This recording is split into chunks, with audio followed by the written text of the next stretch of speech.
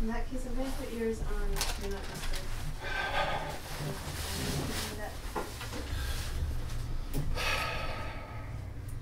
All hands out to pay. Show it all the way in the pit for good. Oh please.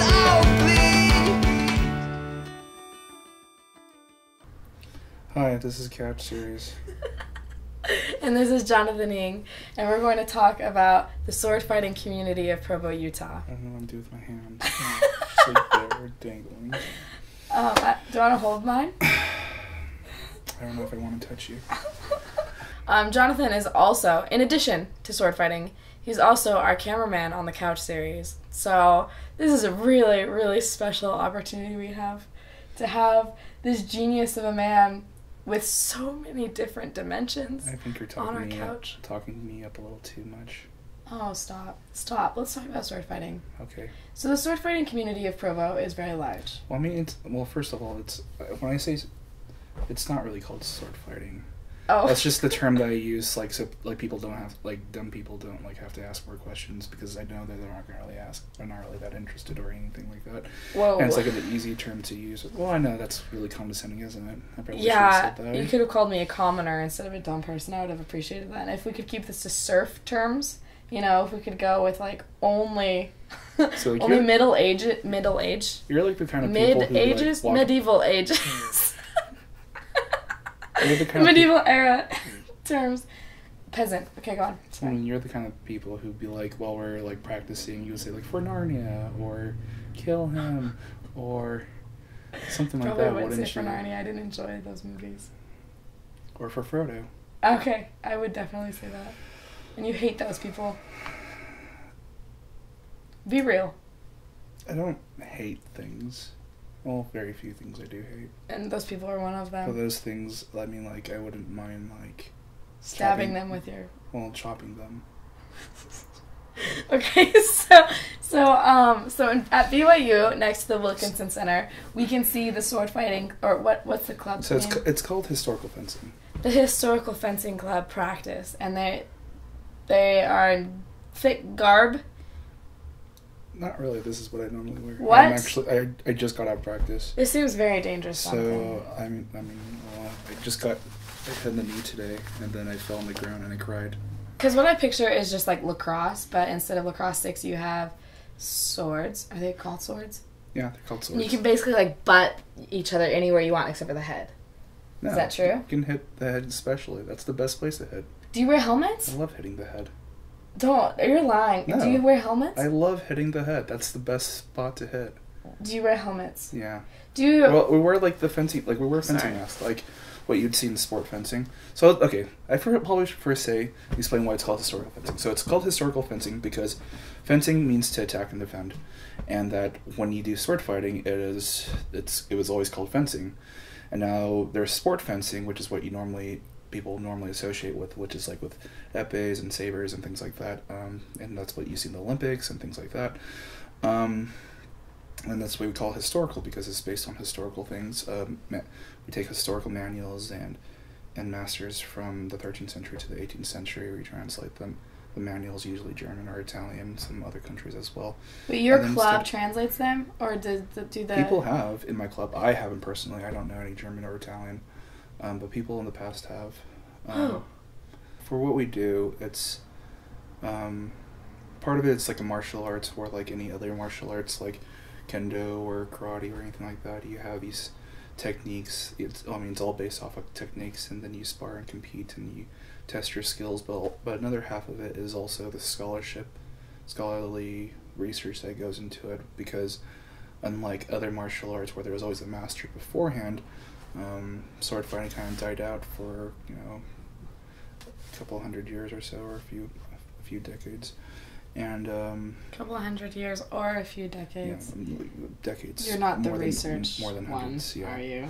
No. So there's people who try to get the manuals, who get a hold of these old manuals and try to translate them into English, and there's people who translates, or who tries to interpret the text and and try to recreate the art and the techniques and stuff. So there's the Arma group, and then there's the HEMA group, which is the Historical European Martial Arts group. And what that is like an alliance, which is a bunch of smaller clubs that kind of creates this community. And, you know, everyone has their own system of what they do. There are different ranks of how you progress, and their own philosophies of how they go about doing things and how they interpret the texts and things like that. And the HEMA Alliance is pretty open in what they learn. It's a very open group where they like to share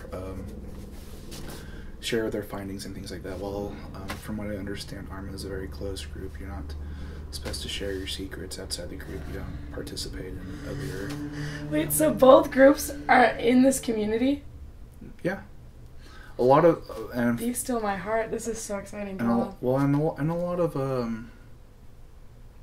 groups that used to be Arma became a HEMA Alliance club. Or at least the ones that I knew of.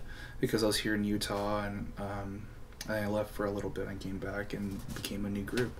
And that's when I learned. So excited. That's when I learned about this. And then there was also a group back in California where I'm from, which used to be an Arma group. Is there a hierarchy with these different groups? Like, who's the coolest one? Like, is there bitterness? Are there issues? Like, if someone was called a historical fencer, would they punch them, or rather, would they cut them with their sword? Although it wouldn't be as realistic. Are you trying to insult me? No, I'm curious how this goes. You think we would go and cut people if... No, I don't think you would, but I'm wondering about the other groups. Like, if they were called historical fencers, would they be offended or really pleased? Because are you guys like the big men on campus? Other HEMA people would know. They would call themselves historical fencers. We are fencers. But what about like the other groups that you get confused with sometimes? No one would call anyone else fencers. Okay, so you don't get confused with them. Well, question answered. Moving on. Well, I don't understand your question. Like people, I'm just wondering if there's like some bitterness. People almost never call us fencers. I mean, the only people that call us fencers are to each other because no one really knows. Well, peasants. Well, because commoners. I mean, people just like, oh, you're a LARPing or you're SCA or you're. Does that offend you though when they say that? It's just annoying sometimes. It's just like no. And then like I'll like have to explain myself, and then I'll stop class or whatever. And then I know they're not really interested in like really learning more. They're just like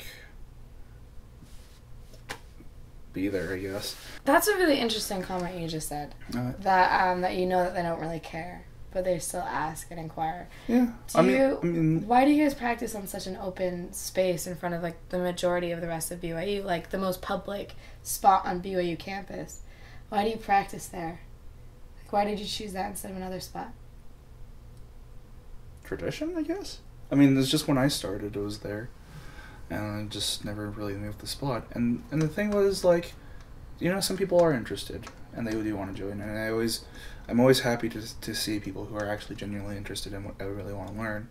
And I mean, that's how I joined too. I was just, you know, walking home to school one day, and I just thought. I was like, oh, hey, look, it's pirates making a movie.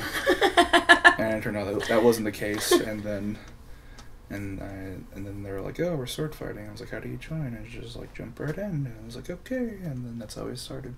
I feel like a lot of people like treat us. I have the feeling like it's like an amusement attraction or things like that, where it's people have like to point and look and like take pictures, and you know.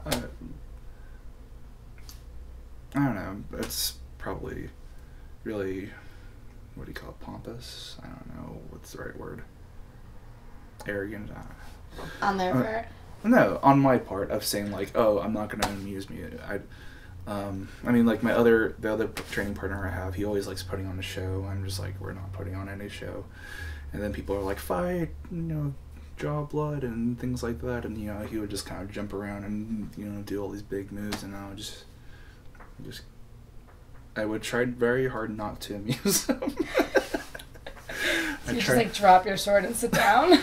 No, I try to fight. I just try to fight normally. I just try to fight how I would not try to put on a show. I would just fight how I would want to fight. But I mean that's me more than, you know, the community. Some people like, you know, showing off, and some people don't. What is the most important thing you learned from this historical fencing group?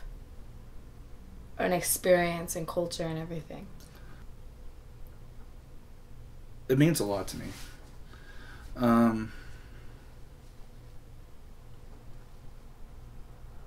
I mean, I think I'm a person who gets really anxious and has a lot of things on my mind all the time.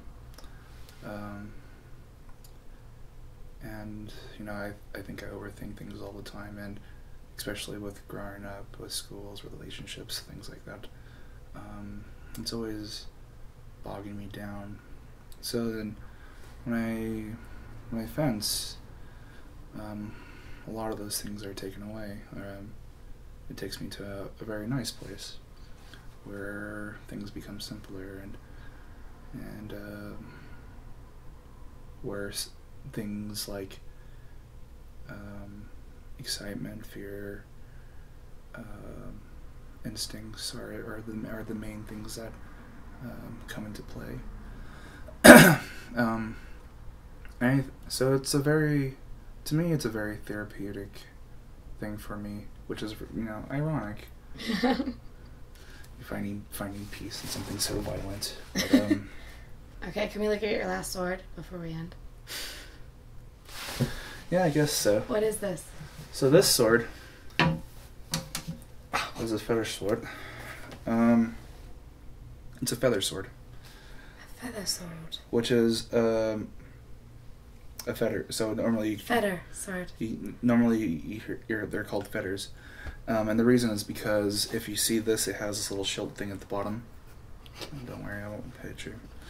And then it's pretty straight on towards the bottom. So the weight distribution is just down here, and it's pretty flexible and things like that. And these were practice swords. These are historical, designed to be practice swords, so they weren't never used for battle. Were they this weight? Yeah. Well, thank you so much for coming on, Jonathan. This was really beautiful and really informative. Well, I'm glad that you liked it. I'm going to look at the different groups of people that are practicing different things that are very foreign to me, with a lot more respect. Yeah, you're judging me this whole time. I've always been judging you, Jonathan. Yeah, That's what our friendship is. That's okay. I judge people too. Thank you. I don't know what kind of reaction that was supposed to be. You reacted so well. I just kind of like moved my cheek like this. Someday I'm going to be a knight. See, it's those kind of things that he doesn't like. Wow, there's really not a lot of mobility with this sucker. It turned into a gun really quickly. Let's try the Mulan with this one. Oh, this is way too hard.